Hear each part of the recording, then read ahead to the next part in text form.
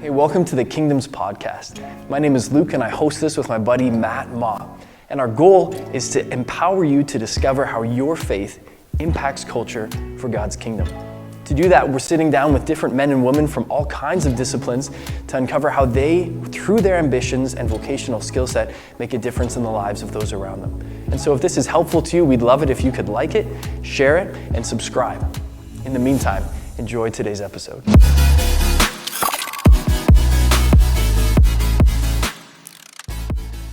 Well, Andy, thank you so much for joining me today on the podcast.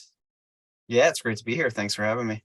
Hey, absolutely, man. We were saying before I hit a record that I was reading your work when I was at Houghton University back in the day studying to be a pastor. So it's a little bit surreal now to be having this conversation with you, but I'm one of, I know countless people, especially those in ministry who've benefited a lot from your insights, from your writing, from your lecturing. So thank you today for making the time for this. And I wonder for people listening in who haven't had that same privilege as me, who are discovering who you are as an author, as a person, I'd love for you to give kind of a snapshot to what you do, essentially as a practical theologian, but also leading up to that, the experiences, the moments of discerning calling that shaped your personal and spiritual and academic journey that ultimately resulted in you saying, you know what, I really want to pursue practical theology as my vocation for life.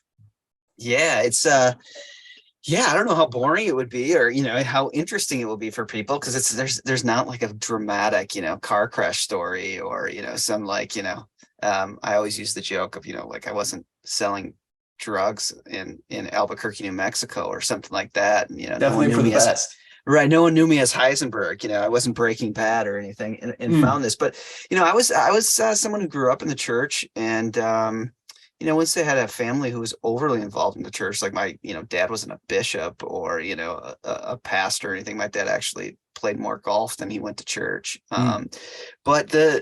But I was, really ministered to by a youth pastor and just by a congregation that was healthy and felt really young, a call to ministry. I mean, like, being in middle school and helping out with little kids. And so I don't know. I mean, I felt a call to ministry pretty young. And so I went to university, and then never thought I would go to seminary, like just thought, I don't know, maybe I would become a youth worker or something like that. And then I had a guy a year older than me who said that he was going to go to seminary. And I was like, wait a minute, I think I'm smarter than you. Like, maybe I should go to seminary. Like that was my very holy discernment process to go to seminary. But then, I didn't think I was going to be in the academic world in any way. I just thought, well, I should get good grades. I did really like ideas. I mean, no one in high school would ever thought I would have done a PhD and become a professor. I mean, they would have been amazed by that. You're in Canada and I'm in Minnesota, so I grew up playing a lot of hockey and actually was a goalie and took a lot of pucks off the head. So no one in high school would have thought like this guy has any intellectual capacity at all. But I went to seminary, just said, hey, I'm going to get good grades, and I had started to really like ideas, and then really had an experience in ministry where I got invited to just be a part-time. It was called like outreach coordinator at a youth ministry in Glendale, California. And all these theological questions just came to the surface. A bunch of kids from the neighborhood showed up at the church. We're not even sure why. And the church decided they wanted to do ministry with these kids, but didn't know how. And so they hired me to like bridge this classic youth ministry that was going on in the basement with all these kids from the neighborhood, all these skateboarders, really, this is like late 90s skateboard LA culture, which it wasn't me. I was from Minnesota, and but I tried to bridge that gap. But all sorts of huge theological questions came up as these kids, like would start spray painting the building or just were harassing the over 70s Bible study that had to happen, of course, in the same night. And, so all of this church that was once inviting these kids, like, we want to reach out to these kids. We want them to know the love of Jesus. All of a sudden started saying things like, well, they have to behave to be here, and they have to earn in their behavior the right to be here. And it was quite an odd experience, because a lot of these kids quite literally lived across the street from the church in an apartment complex. And the people who were going to the church were living in more kind of upwardly mobile neighborhoods and driving into it. And so it just raised all sorts of questions like, gosh, what is the church? And how is God involved in it? And so all these theological questions started to happen. And at the same time, I was reading a lot of Dietrich Bonhoeffer, and that changed me. And, so Mm, it was really the context of ministry that opened this up. And that just, one step led to another. And the next thing I knew, I was in a PhD program trying to reflect on these big questions of ministry. And that's really what I see practical theology as. At least the kind of practical theology I do is trying to think of how it is that human beings encounter the presence of God, and how do we discern that? How do we make sense of that? How does ministry itself participate in God's own being? And so really try to keep ministry, the practice of ministry, as a real central mm, reality, and try to see it as a really significant theological reality, that God is not a theologian, that God is a minister, that God is the one who we mm, know as God breaks into the world to free Israel from slavery in Egypt, mm, and God moves to raise Jesus from the dead, and mm. that whoever God is the one who ministers life out of death, who brings newness, and so to do ministry, my whole kind of, I guess, goal is to continue to remind people who are on the ground doing ministry, like my own wife, that this is a really important thing, that this is Yeah. a really powerful thing, that this is one of the only forms of human action that participates so directly in God's own being. And that's not to say you have to be like a cleric and ordained to have that experience. I think people, just in our churches and people day to day are doing acts of ministry, caring for others, and experiencing God's life in the ways they're doing that. So I Mm, try to reflect on that and try to ennoble that for people, and mm. let them recognize the importance of it. Yeah. And what greater reality than to do life in step with the power and the presence and the peace of the living God. Yeah. So, man, Andrew, I feel like we just asked one question. And I'm like, there's just like my soul is edified, and we're 5 minutes in. That's so good, man. You mentioned Dietrich Bonhoeffer, and so I hate to say ex-youth pastor because it sounds like there was like a brutal ending and there wasn't, but I served in youth ministry for 6 years, and just this past fall, stepped into a new role at the same church in outreach and missions, but had a copy of your book, Bonhoeffer as Youth Minister, on my desk that I referenced across several years. And I just wonder, because you mentioned his name, how his philosophy, especially his philosophy of incarnational ministry to youth and to young adults, I'm thinking of Finkenwald and the seminary there as well. Obviously, in a time culturally where, the Third Reich has been launched by Hitler, like the Nazi reality of like Nazi forces gaining tons of power, not just in Germany, but that's starting to spread into Austria and Czechoslovakia. Like Bonhoeffer is living in an incredibly countercultural way and seeking to disciple the next generation when I guess you could say that the lust for power and dominance is at a premium in their nation. And so I wonder, how has Bonhoeffer's philosophy of incarnational ministry to youth and young adults really shaped that understanding that you have of ministry, especially to the next generation? Yeah, I mean, I think every thinker needs like a touchstone, like somebody that they're walking with for most Mm, of their career, and sometimes you kind of turn away from the person, not in any kind of rejective way, but you just kind of go to more people, or you have different dialogue partners, but you always come back to someone who just helped you think and has walked mm, with you. And for me, that's Bonhoeffer. Like, yeah. not every book I write has Bonhoeffer as central in it, but there's always a certain way that Bonhoeffer's in the back of my mind. And Mm, really, what ultimately impacted me with Bonhoeffer and continues to is this real drive to speak of what he calls the concreteness of revelation, or really how it is that people encounter the living Jesus Christ. And yeah. for him, that's a relational dynamic. That's Mm, really in the sharing in each other's lives. He uses a very un unsexy German word he calls Stellvertretung, which is this kind of sense of, sometimes it's been translated as deputyship or vicarious representative action. I mean, they're all terrible translations, and mm, I've translated it as like place sharing, the way we yeah. share the place of another, where our relationship with another is not for some kind of instrumental desire. We're not trying to use this relationship to do something else, that there are these kind of relationships we have that are really just being with and for this other person. And Bonhoeffer wants to articulate, and I think most of his work articulates, how those kind of relationships that are just with and for each other for the sake of being with and for each other, that really embrace humanity for the sake of the other person's humanity, that embrace each other's personhood, become a witness to the God made known in the person of Jesus Christ. That, he even wants to say Jesus Christ is present in those kind of relationships. There's a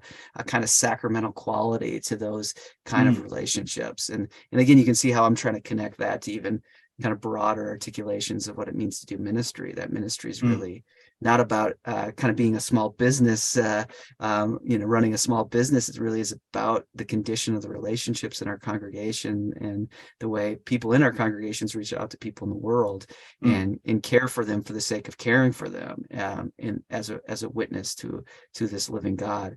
So this deep relational dynamic is always kind of central, I think, to my own thought, and the kind of doggedness of how is it that Jesus Christ is present for us today, I think, is also such a central reality. And, Bonhoeffer, like I try to make a case in that book, really is ultimately most of his pastoral ministry. I mean, I think you can almost make a case all of it is with either children or with youth. And I think he sees young people as in ministry with young people as a place to really wrestle with those questions, that there's a little freedom from some of the bureaucratic structures, or maybe even some of the traditional frameworks that sometimes, I wouldn't say hinder ministry, but just sometimes maybe bog us down a little bit. But with young people, just the kind of directness of wrestling with the presence and absence of God seems to be right on the surface. And then Dietrich just thinks that young people, that what it means to follow Jesus Christ is to be a child of God. And then so there's something really central about the realities of childhood that he thinks are really important, and thinks that it kind of reflects who we really are as human beings, as being both kind of individuals, but also deeply connected. And those two things can't be separated. And he thinks you can see that pretty clearly in the life of children, that they have their being in relationship with their parents, but they also have their own unique voice too, that the collective can't swallow them. But at the same time, they need others and have their being with others. And he wants to think about that kind of theologically, of what that means for us as Christians who call ourselves children of God. Yeah. Andrew, it feels appropriate to pause and actually just to say thank you on that, because I've been reflecting on this a lot personally, because this whole concept of place sharing, because just last week marked 10 years since a personal friend of mine passed away. Sadly, he took his own life, and it was someone that I was at university with, and it happened a year after I had read your work, Revisiting Relational Youth Ministry, where you talk all about place sharing, and had a professor, J.L. Miller, who was lecturing on this. And, less than a year later, as this campus walked through the passing of a fellow classmate, he and others on campus, it was like they were just embodying what you just said about that place sharing, being present and with people in their journey, and relationally really entering into, not trying to give easy, simple Band-Aid solutions to things, but really stepping into that. And that was probably one of the single most formative experiences of my life. So I think God used your academic insights in your work, plus their lived, example of Christ, to be so constructive in my life. So all that to say, thank you for those insights. Super valuable. And I wonder, Andrew, you do talk, we were just talking a moment ago about the next generation, young people, and what it looks like for them to have their faith formed. And we live in a time, people would say, especially in Canada, probably in regions of the United States as well, that could be defined as increasingly post-Christian, if you will. And so I wonder, in your perspective, when you look at specifically the North American church and the need to be discipling the next generation, what are the things that you would say, yes, hold on to this, continue this, keep making these practices happen for the sake of the next generation? And what would you say, stop doing this and start doing these other things for the sake of holistically discipling the next generation? Yeah, that's a really good question. In some ways, like specifically what practices to like pivot away from and which to, kind of double down and hold on to. I don't know, because I think our issue isn't even so much the practices. I mean, some of them I think are really changing. Like I Hmm. don't think a youth group, at least in America, a youth group can be what a youth group used to be. Like I think Okay. you still, I think there's obviously exceptions to this, but I think there's a lot of things have changed culturally. So Hmm. it's really hard, particularly in middle class settings, to just have 60 kids show up on a Wednesday night or a Monday night or a Sunday Hmm. night or something. So I think those things are changing. But what I'm ultimately really concerned about is that in this in the wake of feeling like religious life or congregational life or Christianity is up against some tough times, and we feel the institutional decline setting in. I think across North America, there's a deep temptation to try to fix that problem and Hmm. try to kind of, well, I think we'll talk about this in a bit, but kind of innovate our way out of it. Yeah. And one of the things that happens there that I'm worried about is that young people can easily become somewhat, if not directly, commodified in that. So that Hmm. what we really want with young people is we want them in our churches because we feel like we can feel the hot breath of decline, Hmm. and one of the huge markers across our cultural reality of an institution or any kind of collective that still has life within it is that it's attracting the 18 to 35-year-old, or even the Hmm. 14 to 35-year-old. It's attracting young people in some way. So I do think like Protestantism in North America has a certain obsession with youthfulness, that we Hmm. want young people in our churches because we want the spirit of youthfulness, because how it feels like we're standing up against the stiff winds of decline. But I think that sometimes that leads us to not really care that much about young people, like Hmm. their concrete deepest questions, that we want to have a youth group, we want to have young people around because we want to feel like we're not losing ground. But do we really want their questions? Do we really want to journey with them?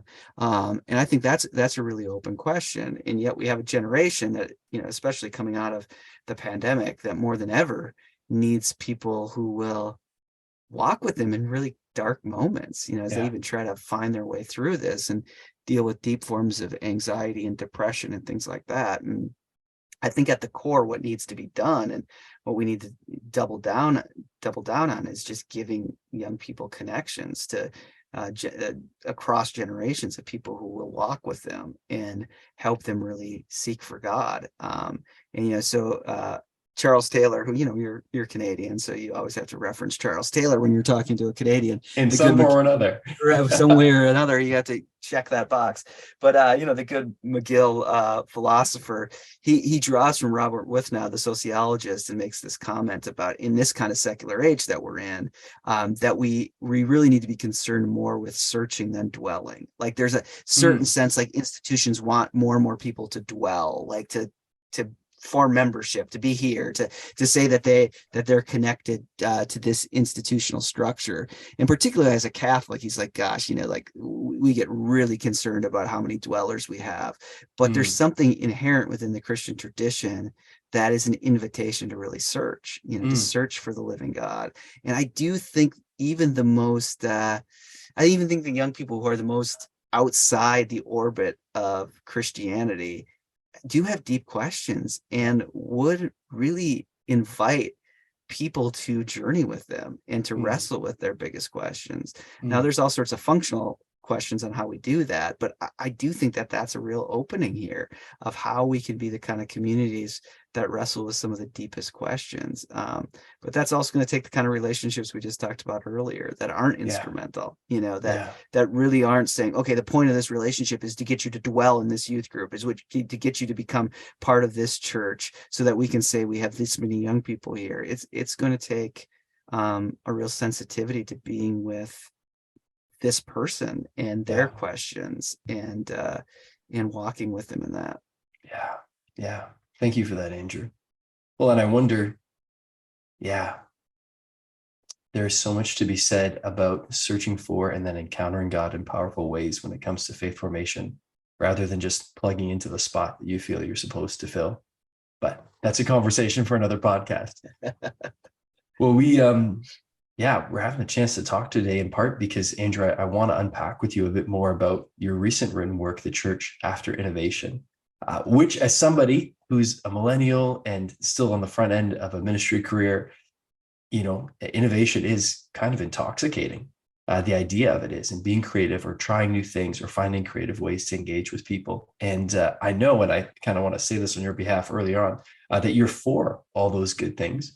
But you've written a book that, in a way, almost critiques that or kind of pieces apart the role that it plays in our culture. And so, maybe to lead off with this, could you give us a bit of a 50,000-foot view perspective, kind of an overview, maybe specifically regarding the emergence of the capitalist system in our world, and how that, not just that system, but even just a capitalist worldview, has shaped both our cultural moment that we're in today, but also has shaped the Protestant church?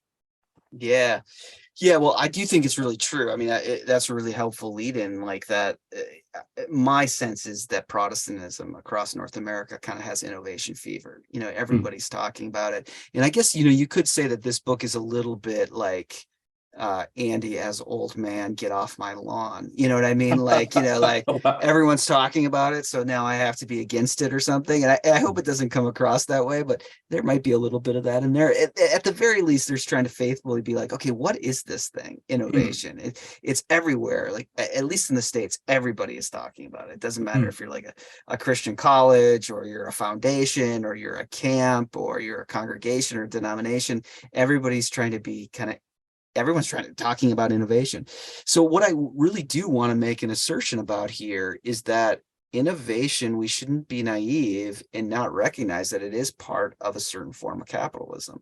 Mm. And I'm not an anti-capitalism kind of person here, but I do think we should be aware of that and be kind of reflective on it. Mm. So the 50,000 view here is, to talk about capitalism is a very complicated thing, and I'm Mm. out on a ledge pretty quickly, because I'm not an economist and I know Same. just enough. Yeah, I know just enough to be ignorant about the whole thing. But, like, at least one of the arguments from social theory and from one of the founders of sociology, the German Max Weber, is that it's belief. It's really Protestantism that creates capitalism. It's a contested perspective, but I think it's Mm. held on for, over 100 years, is that it isn't this drive for money that creates capitalism, but it's really Calvinists, Dutch Calvinists and others, who are worried about their own predestination. So Mm. there's all sorts of these new Protestant forms where you are responsible for your own spiritual life, where we're all trying to kind of be priests, where ordinary life becomes something that's really important. Like, so how you work and how you spend your time really matters. So there's this Mm. huge transition where even hard work becomes something that's lauded and valuable. Like, if you're a medieval person, I don't know, like we say it all the time, and maybe it has something to do with our sports culture too or something, but we really respect hardworking people, Mm. especially like in a gig economy now. We talk about it all the time. Like, I'm on Yeah. the grind, like Mm. this person just they're always grinding it out. They're just always after it. Mm. Like, that has such high esteem for us. And Mm. that really does go back to these like Calvinists who really thought that the way you work reflected, you could never really know if you were bound for heaven or bound for hell, but the way you worked would kind of reflect that. And so there was a certain kind of there was a certain contradiction right at the heart of this. Like, the Mm. people of God's free grace felt like they had to work super hard, Mm. and work. And this is Faber's point. Like, what creates capitalism is not only it is first of all the drive to work hard. He's just fascinated on how Mm. that becomes like a morally high thing to work Mm. hard. But then you also need to work hard so you have more than you need, that you have extra capital, Mm. Yeah. but this is all about belief. So you get extra capital, you get more than you need. You can't just go buy a Bentley and get on a yacht and make it rain. Like, you're not going to do that as a Mm. 18th century Calvinist. What you do is reinvest the money. So Mm. you essentially allow others then to work hard, and markets are fluid, and people can make more money. So this kind of creates the conditions of capitalism. So you can see how it's embedded in a certain form of belief. But of course, as time goes on, capitalism is no longer really connected to belief, and it becomes, do you need God God for this? Not really. But there becomes their own kind of cultural contradictions. And I don't know. I tend to see everything through TV shows. So there's a certain way, like the TV show Mad Men is trying to tell this story, like how what you become. And this is a sociologist named Daniel Bell has this book called The Cultural Contradictions of Capitalism. And he's really talking about from like after World War II into the late 1970s, the idea was that you had to be, and this is a very odd thing, you had to be a Puritan at work and a hedonist at home to make the economy function. So you had to go to work and you had to do your job, and it wasn't a warm and fuzzy place, but you did your job and you got protections from the company. But then you needed to leave work and you needed to take your kids to a movie and you needed to drive a Buick and, you needed to you needed to go to the new burger joints and so you needed to be kind of a hedonist at home and a Puritan at work, and those became hard things to balance for most people. But they did it, and the happy hour became a really, this is like the story of Mad Men, like that, drinking at work or the happy hour kind of helped you switch from one world to the next. But of course, what happens in this is that all the growth goes away after World War II by the 1970s, and we get a new kind of capitalist system evolves that we often call kind of neoliberalism, which is this sense of kind of taking the restrictions out of really out of the way of businesses, and there becomes a way to race really quickly towards profits. But this becomes a problem for workers because now what's seen as a restriction is like paying pensions and workers' protections. You need to be able to move really quickly now that you're in this hyper competitive point of being able to even be a small company who could rattle a big company. Like, we just think about like the 1980s and the way Apple was able to punch IBM in the gut, and it actually affected like this little company that starts making computers out of a garage is able to even have big IBM know they exist, let alone like cut in to their business, and in some ways cut them to the bone. Like that's kind of crazy. But you need to have a lot of flexibility in that, and workers need to really be open to being fired at any moment, And so you move from a time where workers had a lot of protections in a very cold company to now, how are you going to get workers to work really hard? I mean, how are you going to get this hard work thing to continue to happen?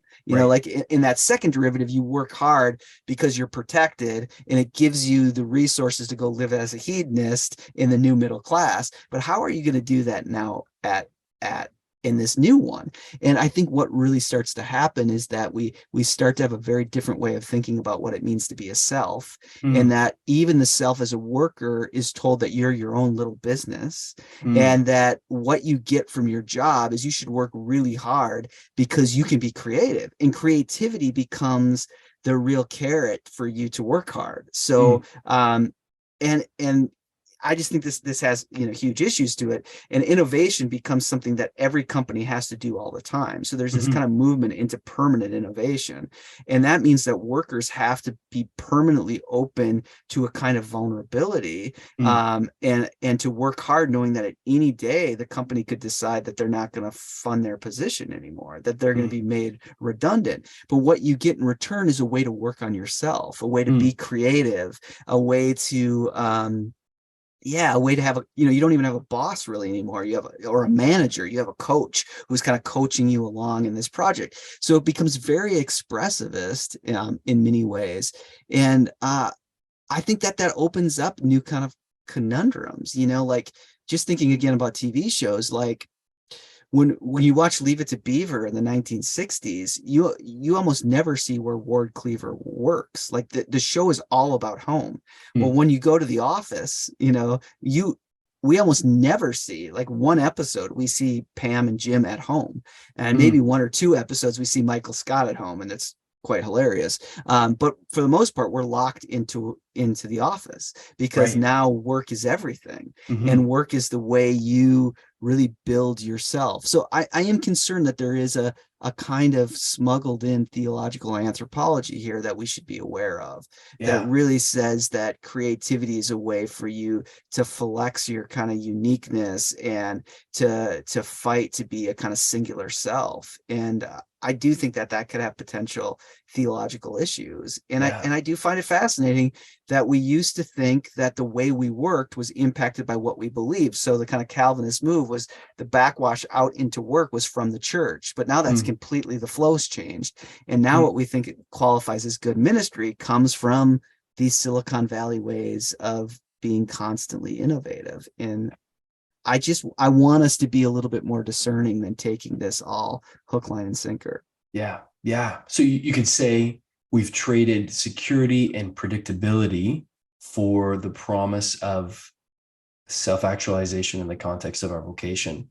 And Yeah. that self-actualization being demanding creativity and innovation, but also being the context in which we can represent ourselves to the world as exceptional in some way. Yeah. Is that a good summary? Yeah. Yeah. Okay. So It's actually a better summary than I just gave. So yeah, it's a great summary. I only know that because I just read the book. So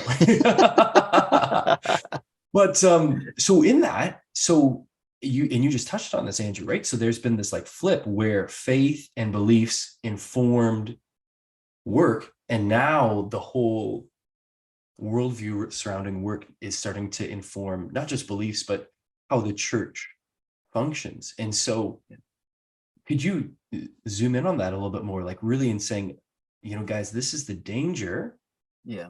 of our culture, or especially of the church's infatuation with entrepreneurship, creativity, and innovation. This is the potential negative consequence to our faith formation if this is what's driving what we believe and how we live out our faith. Yeah, I mean, ultimately my concern, and there's probably other concerns, like this book doesn't, I don't think this book gives a complete 360-degree argument of this. You know what I mean? Like I try to open up these questions Mm-hmm. and do things maybe even beyond my expertise, like talk about economic theories and things like that. But then there's all sorts of different directions we could have gone with this. But I just try to go one direction, which is to think about the self and the kind of self that needs to happen here. And so I think the ultimate concern for me is how do those who are going to use these innovation practices, design, and continue to kind of glorify creativity in a certain way, or have, I mean, even the way creativity functions as late modern people, creativity is something you do internally. It's like you're the creative person. It is just a very odd thing. Like even in the Renaissance, there was no sense that the artist was this creative juggernaut. Like even I was just in the Sistine Chapel last week, which is Yeah, you were. yeah, well, that was kind of an ugly flex right there, wasn't it? But Well, no, it's beautiful though. It's an amazing. yeah, I wish I could go someday. So it, yeah, it is amazing. And yeah, you get all the, if you do a tour, you get all these stories about Michelangelo, right, and yeah. like you get all these stories of how he was a genius, but part of what makes us glorify him and love him as a genius is he was wacky. Like he Mm, just did, he was a crazy, like weird genius, mm, uniquely singular in yeah. that way.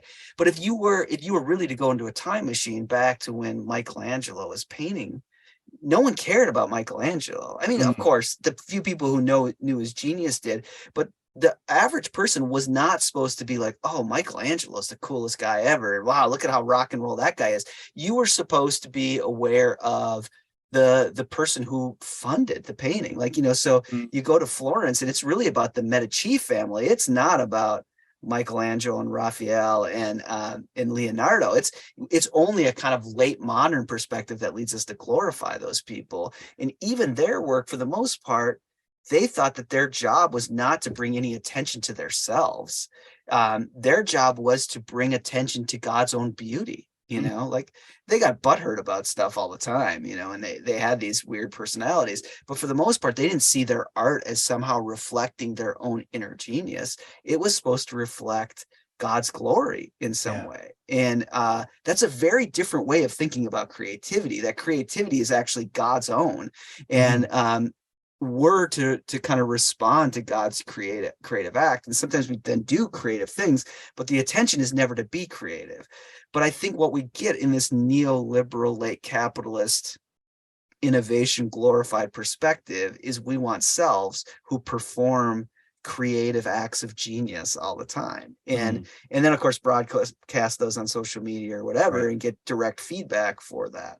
So I'm worried about the way this form of action, this innovative form of action, has embedded in it a kind of performative self.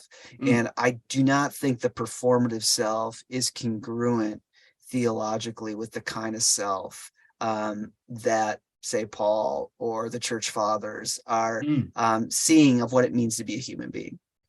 So let's go there for a minute, Andrew, Yeah. because like this was potentially, I think for me, one of the most fascinating parts of reading The Church After Innovation is just appreciating how you're dissecting this drive for uniqueness and exceptionality and looking within, and that combination of saying, I have to keep creating something, I have to keep unearthing within myself something novel and that has a wow factor to it, which puts me in competition with others to be the most exceptional, which actually puts me on track for burnout, if I'm not careful. And yet we see this everywhere, especially, millennials and Gen Z, especially in the use of social media, as people just being infatuated with influencers and then they themselves becoming influencers. And if I might say, without necessarily having any significant talent or gifting to offer the world, but to be like, look at me, I'm brushing my teeth, like, wow. So can you speak both to what starts to drive that, but also it's like we're on a cliff that's about to crumble when you think about the readiness that we give to founding our identity in terms of innovation or accomplishment or personal exceptionality. So can you speak to that? Because I get this sense, again, as someone who spent the last 6 years in youth ministry, that pretty much everybody has at one point or another kind of secretly hoped, I hope I kind of become famous. I don't know for what, but if I could have that blue check mark on my Instagram, I'll have made it. Like I'll have arrived. I'll have discovered what it is to be human. So could you speak to that weird dysfunctional sense of the self that's emerging? Yeah, and it's really weird now because the blue check mark is no longer a measure of kind of uniqueness. It's, you can buy it now, you know what I mean? And that's in its own way really made people angry. I mean, in one way, it like makes it hard to know, is this really Will Ferrell who's saying this, or is this some dude who just, has bought the blue check mark or something? But so I do think that this is the issue, is that this comes to us, this kind of drive for singularity and creativity. And you even said it, like these people are famous, these influencers are famous for what? They don't have maybe any talent, but they do have a deep talent, which they have a talent of presenting, broadcasting, performing a unique self. So even when they're brushing their teeth, they're doing that. And, like that just becomes, to me, this Luther defines sin as this curved in on yourself. Like there's a whole kind of structural system here now to curve you in on yourself in your own performance. So, I completely agree with you. Actually, it's no talent at all. Like I watch my kids who are 15 and 18, and particularly my 15-year-old daughter, watch YouTube and think like, why are you, what is going on here? Like there's just some other kid talking about crap. And I don't get it. Like, why wouldn't you rewatch some movie or stream? We're in the golden age of television. See, I've referenced television a lot here, but and yet she's watching YouTubers talk about, I don't know, like what they did last night. But what it is that's so infatuating is it's this unique broadcasting of the self. And so I think that this comes in the kind of ground that's been cleared inside this high view of authenticity, that everyone needs to be authentic. And so again, to quote Taylor, because talking to a Canadian, is that Taylor believes that this age of authenticity is embedded within an ethic, that there's an ethic of authenticity that says Mm, every human being has a right to define for themselves what it means to be human, and mm, therefore no other human being should ever tell another human being what it means for that human being to be human. So mm, you have this kind of authentic way of being yourself. Now that in itself does not create the necessity to have this performative self. And there's a certain kind of contradiction, but it does say that everyone has this unique, authentic, well, let's just say authentic, has this authentic way of being themselves. mm, And in some sense, no one else should tread on someone else's authentic way of being themselves. But there's an internal contradiction here, which is mm. that to be authentic is, in some ways, the ethic of authenticity just says, live and let live. Let people be them. Don't impose on them. Well, that's all fine and good. And on social media, we'll see people who will kind of come to people's rescue and say, you're being a jerk telling this person how they should live their life, and you can't do that. But what also happens and makes this really complicated is authenticity meets this drive to be unique. Mm. And this is a very deeply capitalist reality, that if your company is going to survive, or if your coffee shop is going to survive in town, it has to get some kind of stamp in some way of being singularly unique. Like that's Yeah. what people want to do, like especially younger people, but I think this is true with all people, is that they don't want to go to just another derivative Starbucks, Mm, especially when they're traveling or something. They want to go somewhere unique. Or you can see how even people sell very consumeristic derivative things as being unique. And, mm, like everyone's looking for that. So trying to drive for uniqueness does mean, that there's competition. Like the ethic of authenticity doesn't mean there has to be competition. Everyone is kind of free.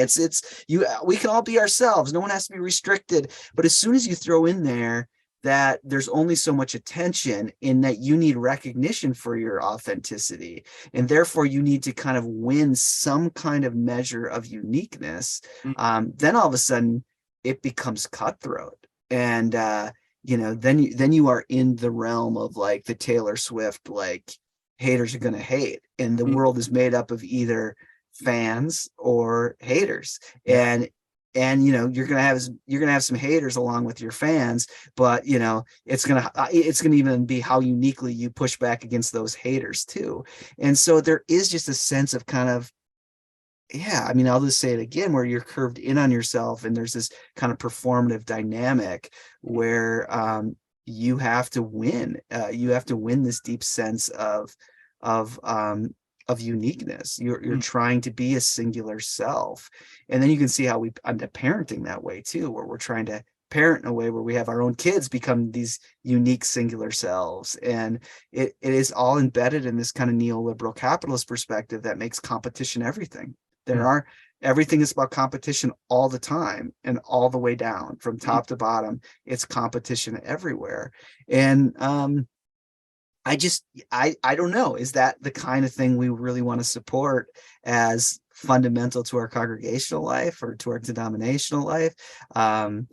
Or is there a way that this kind of performative self dynamic can be crucified, and then some of those practices can come back? But I Yeah. don't think we can just ignore the deeper cultural milieu that this thing rests in, and Mm. assume that it over and against our best intentions, it could actually hurt more than it could help.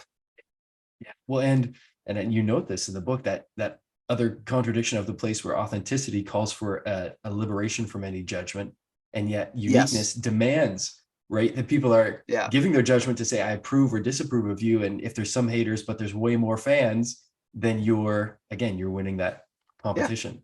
Right. So And you it's could be just a terribly, awfully morally corrupt person, but mm, if you got more people giving you, the thumbs up and the thumbs down, then you're winning. And yeah, it's all, and you can even hear how kids talk like this. Like, am I taking W's or am I taking L's? You know yeah. what I mean? Like all of life becomes that. And I'm just not convinced. I'm actually pretty convinced in the other direction that that's not the shape of the Christian life. Um, you know? So with that in mind, I know in chapter 10, you talk about three key individuals. You talk about Meister Eckhart, John Toller, and this kind of mysterious a scholar from Frankfurt who writes, remind me, is it Theology Germanica? Is that what it's Yeah. called? The Theological Germanica. Yeah. Yeah. that Yep. massively, Martin Luther picks it up in 1516, and in 1517, the Reformation takes off. So can you speak to how the mystical teachings of those individuals give us actually a foundation, a way forward for navigating this idolatry of innovation or personal exceptionism, rightly understanding the limitations of humanity and actually then encountering the living God? Yeah, I mean, I think these are really interesting figures, obviously, since I dropped them into chapter 10 and spend so much time with him. But what's unique about them, even in these kind of the history of mystical thinkers, is that these are sometimes called the Rhineland mystics, the kind of Rhineland area of Germany, and their real distinct voice, or their contribution, probably a better way to say it, is to think that the way that we prepare to encounter the living God is to have to make a confession that we have no way of encountering a living God. That the self has to first confess its impossibility. That the only thing we can do to ready ourselves to God is not some kind of like moral or spiritual weightlifting in any way. It's not finding our inner genius and our inner creativity or something. It's really confessing that there's nothing in us, that we are bound in sin and impossibility. And once we make that confession, there's this deep sense that we get ourselves to the ground, as Eckhart says, and that we find God there, that we find this God who takes what is dead and brings life out of it, that takes what is broken and heals it. So there's a very different kind of sense of an anthropology here, that the self isn't a performer, that the self is a confessor, that the self confesses its need for God to move in the self's life, that the need for God to take what's dead in the self and bring new life out of it.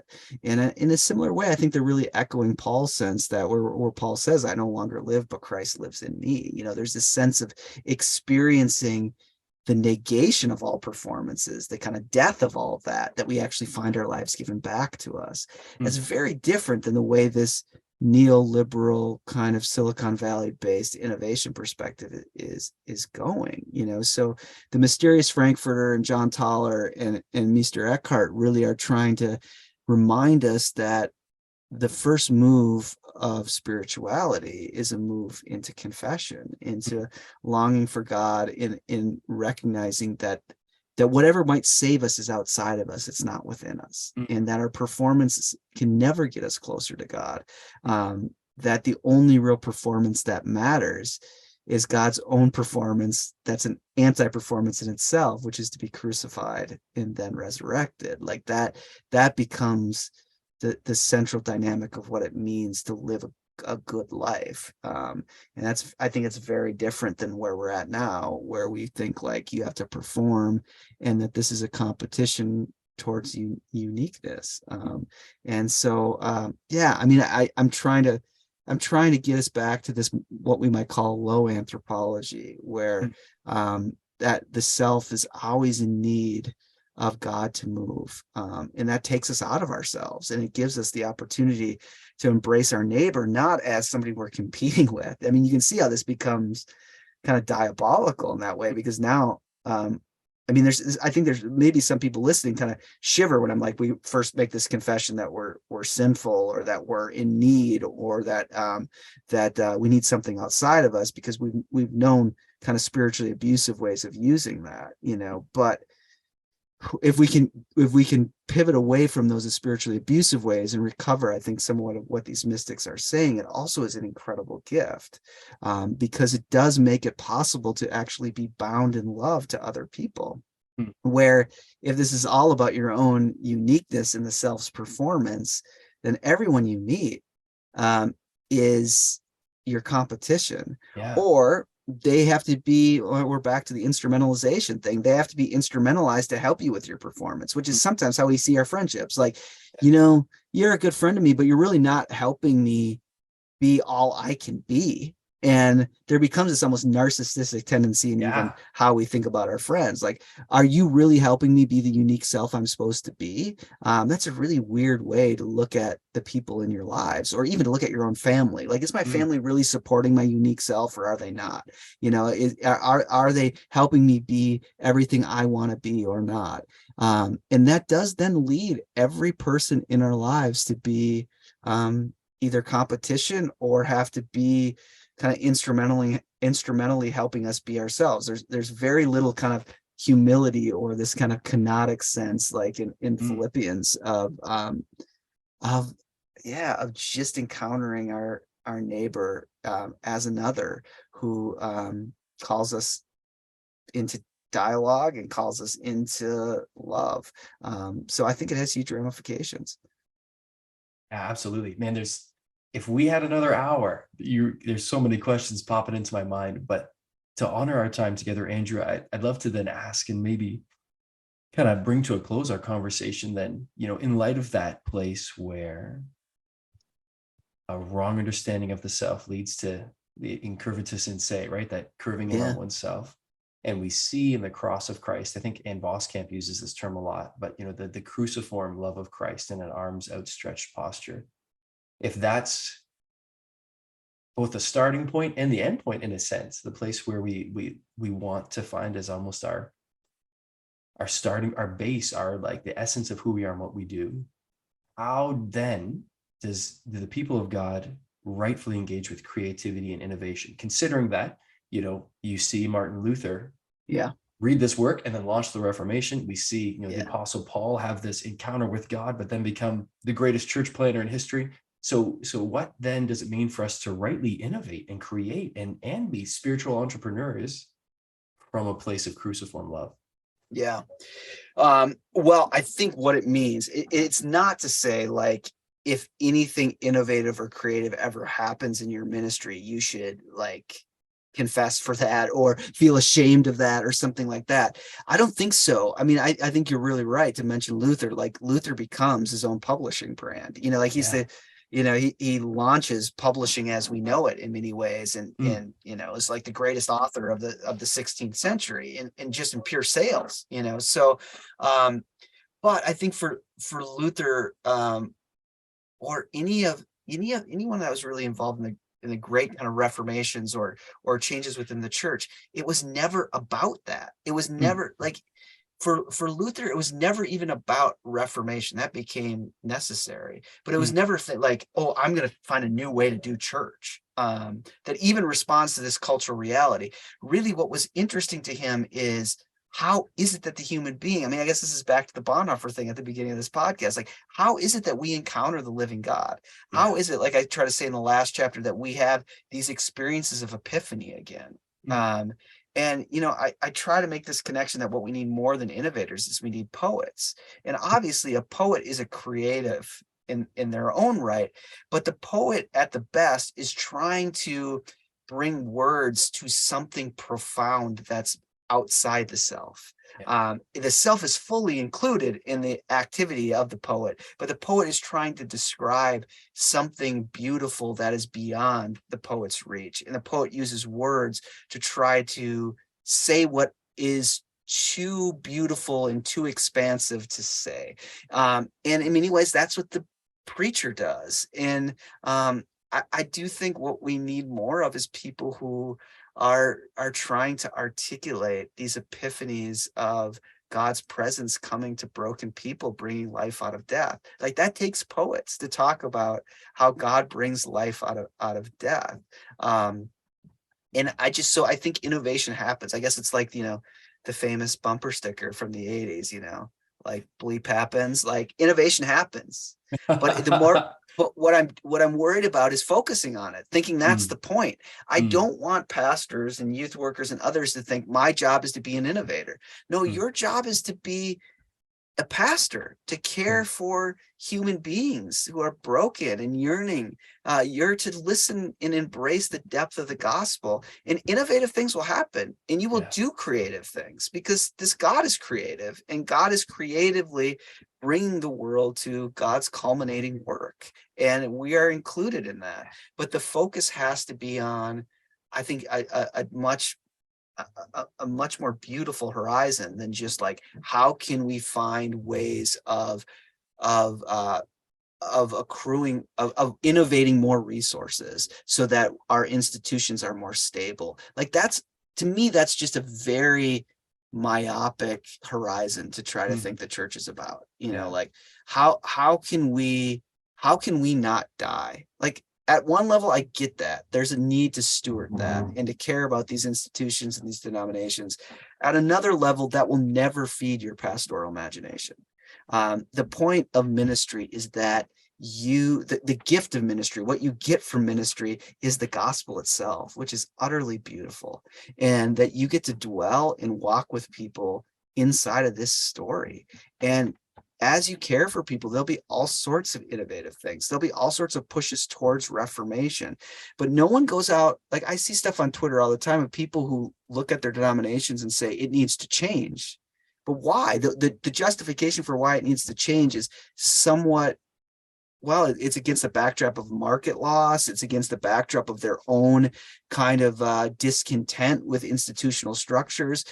None of the great reformers ever thought the church needs to change because the church is stupid, or the church is boring or lame in some way. The point was, the church needs to change because it needs to be faithful to the gospel. It needs to be faithful to this living God. And I think that should be the focus. I don't know. Maybe I'm just like too pietistic, and again, old man, get off my lawn. But I just don't. I understand on the front end why innovation feels so exciting to pastors, but I think on the back end it will burn you out, and it will ultimately lead you not to do very many innovative things, because you'll be kind of thinking about, how do we win? How do we get more resources? That the sine bonum, the good of it, is always to get more out of less, not to find yourself in a deep transformation of spirit. Well, you give us in that a great starting point to think about innovation in the church, simply in the form of saying, how can this be a conduit to be more faithful to the gospel? So, man, Andrew, it's such a gift to have you as a guest on this podcast, because I have a whole new set of questions now, given everything you said. But thank you for everything you've contributed today. And for people listening in who say, we want to learn more about Andrew Root, his work, what he's a part of, connect with him online, and pick up a copy of this book, The Church After Innovation. How can they do that? Yeah, I guess probably the best way, talking about capitalism, is just to go onto Amazon. You can find everything on Amazon. We're all in Jeff Bezos's pocket. So, that's probably more the true easiest than way. I would like to admit. Exactly. But I have a website called, that's just andrewroot.org. Don't ask me why it's a .org, but it is. And you can find me there. And yeah, and people can always email me if they want to, or whatever. They can find me. So yeah, it'd be great. Perfect. If people are interested in the book, to check it out. Perfect. Right on. Well, Andrew, thank you so much for this time. I'm really grateful for you and grateful for what you shared. Thanks, man. It's been great to be here.